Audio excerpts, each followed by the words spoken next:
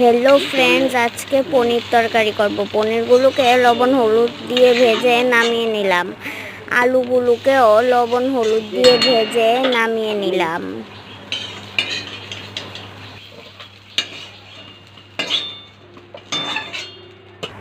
তারপর কড়াইতে তেল দিয়ে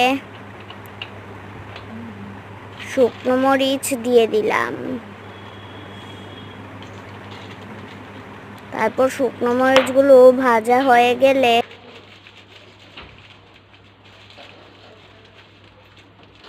পাঁচ ফোড়ন দিয়ে দিলাম।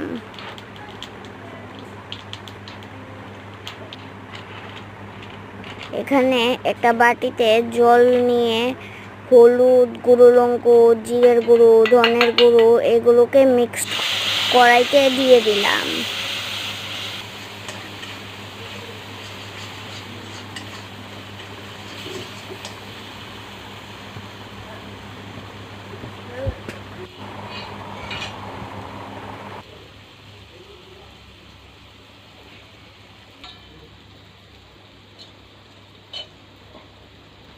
এখানে কাঁচামরিচ ফেলে দিয়ে দিলাম।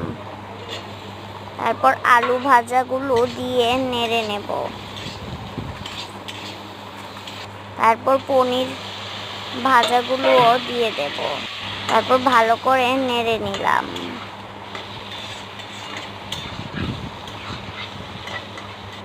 এখানে জল দিয়ে দিলাম।